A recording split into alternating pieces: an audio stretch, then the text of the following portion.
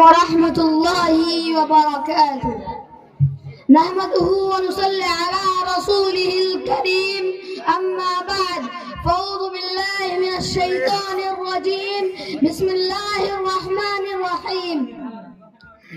ذلك الكتاب لا ريب فيه هدى للمتقين. وقال النبي صلى الله عليه وسلم: خيركم من تعلم القرآن وعلمه. الہی رونق اسلام کے سامان پیدا کر، الہی رونق اسلام کے سامان پیدا کر، دلوں میں مومنوں کے الفت قرآن پیدا کر۔ صدر محترم، حکم صاحبان اور دور دراز سے تشریف لائے ہوئے مہمانان اعظام، آج کے اس پروگرام میں میری تقریر کا عنوان ہے فضیلت قرآن۔ محترم سامعین، ہمیں چہتے سورج کی یقین ہے کہ قرآن کا ایک ایک لفظ سچا اور صادق ہے، جس کا متعلق اللہ تعالیٰ نے سورہ بقرہ آیت نمبر 2 میں ارشاد فرمایا کہ تم میں سے بہتر ذالک الکتاب لا ریب فیہ ھدی للمتقین۔ قرآن وہ کتاب ہے جس کی صادق اور برحق ہونے میں کوئی شک و شبہ نہیں، اور جس کے بارے میں محمد عربی صلی اللہ علیہ وسلم نے ارشاد فرمایا کہ تم میں سے بہتر وہ شخص ہے جو خود قرآن کو سیکھے اور دوسروں کو سکھائے۔ یہ وہ قرآن ہے رہتی دنیا تک کے انسانوں کے لیے صحت، ہدایت اور رحمت ہے۔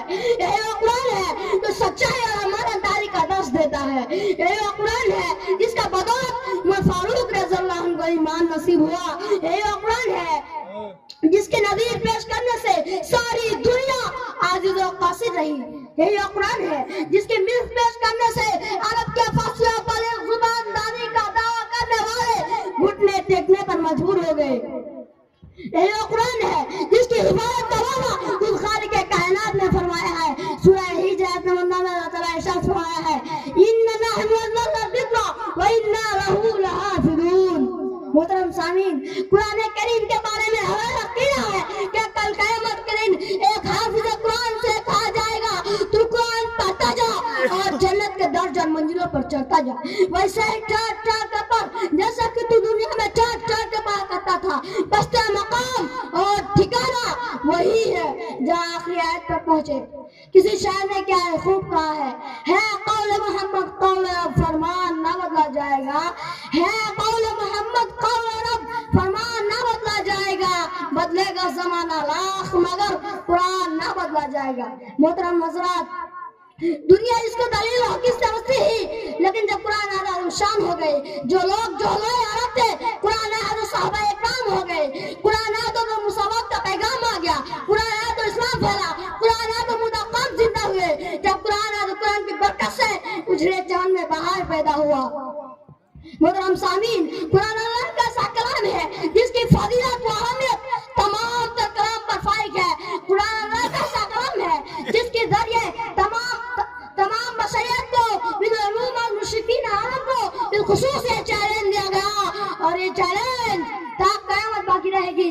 سورہ اسراء آیت نمبر 88 میں اللہ تعالیٰ ارشاد فرمایا ہے: قُلْ إِنِ اجْتَمَعَتِ الْإِنسُ وَالْجِنُّ عَلَىٰ أَن يَأْتُوا بِمِثْلِ هَٰذَا الْقُرْآنِ لَا يَأْتُوا بِمِثْلِهِ وَلَوْ كَانَ بَعْضُهُمْ لِبَعْضٍ ظَهِيرًا۔ جب اس چیلنج میں تمام انس اور جن ناکام ہو گئے تو اللہ تعالیٰ نے تخفیف کے ساتھ سورہ ہود آیت نمبر 13 میں ارشاد فرمایا: أَمْ يَقُولُونَ افْتَرَىٰ قُلْ فَأْتُوا بِعَشْرِ سُوَرٍ مُفْتَرَيَاتٍ وَادْعُوا مَنِ اسْتَطَعْتُم مِّن دُونِ اللَّهِ إِن كُنتُمْ صَادِقِينَ۔